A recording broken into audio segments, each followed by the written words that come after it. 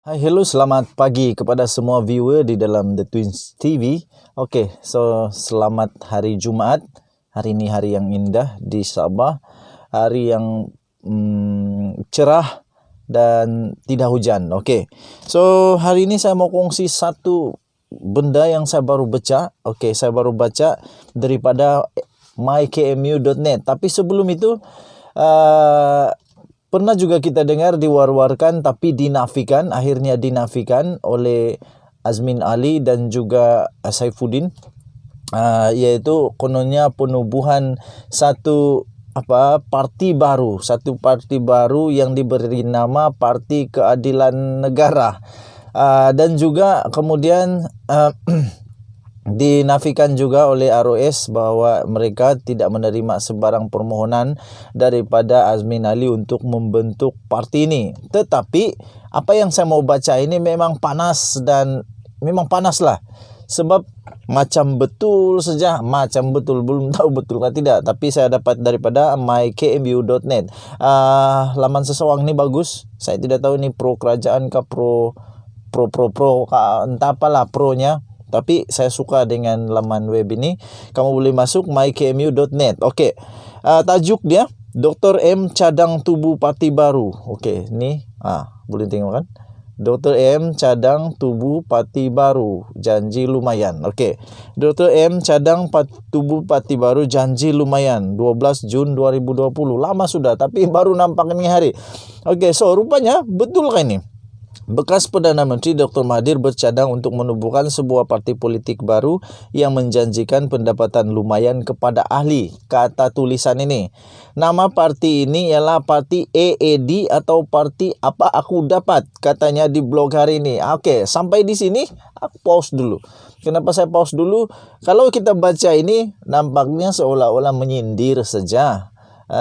Nampaknya seolah-olah benda ini hanya untuk sindiran, mungkin kepada orang-orang tertentu, ataupun hanya untuk menunjukkan perli ke apakah, sebab bunyinya macam tak serius lah kalau begini. Bunyinya macam tidak serius kalau nama parti ini, Parti AAD, Apa Aku Dapat. Lucu juga kan?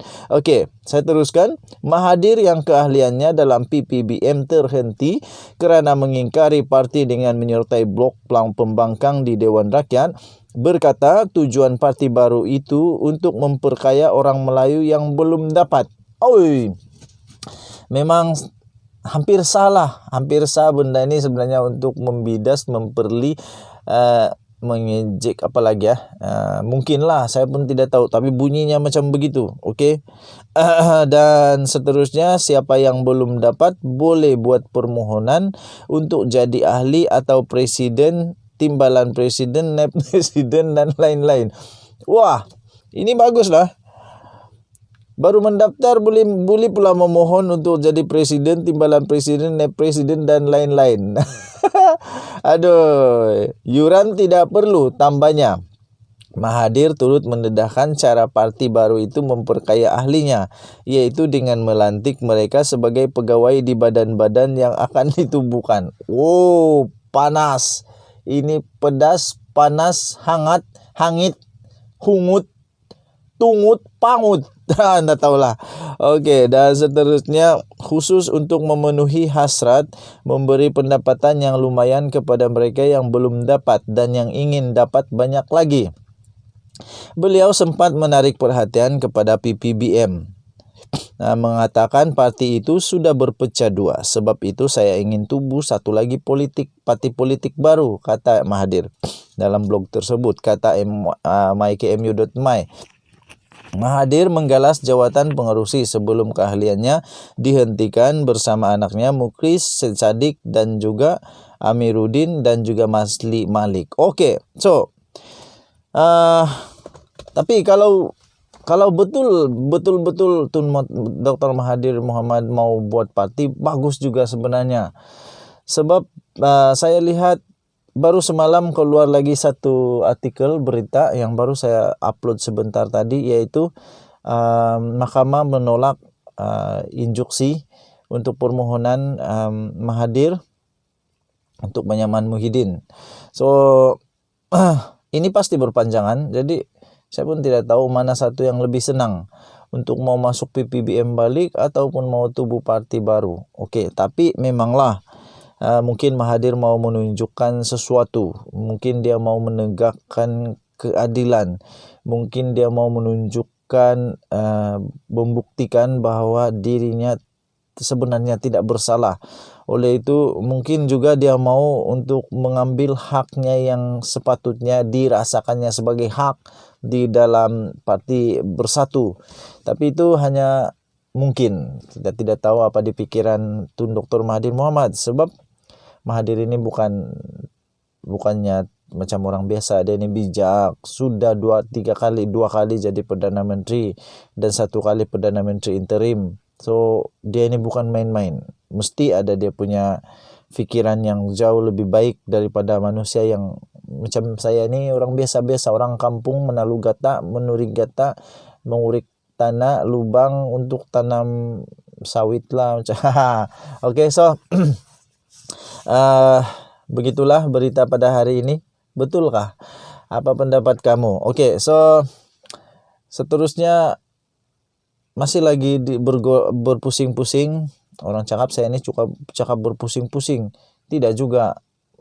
Mana ada berpusing-pusing. Di tajuk saya itu memang itulah berpusing-pusing. Semuanya ada kaitan.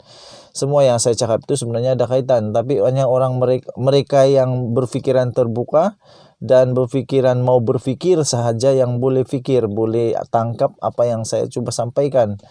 Tapi kalau memang pembenci ataupun tidak suka dengan apa yang saya berikan itu, memang terus dia kasih tutup tuh dia punya pikiran. Oh, memang dia pun fikir untuk kecam saja. Apapun, terima kasih kepada yang suka mengomen, memperbaiki channel ini.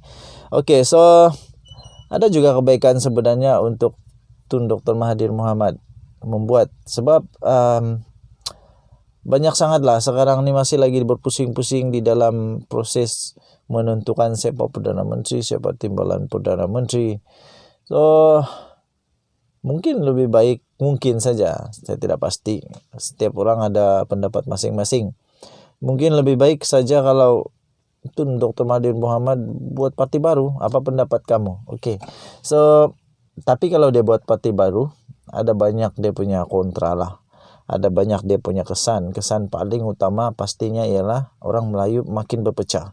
Sebab parti Melayu semakin banyak. Jadi kalau semakin banyak perpecahan di kalangan pengundi-pengundi ataupun undi Melayu itu makin sikit-sikit lah.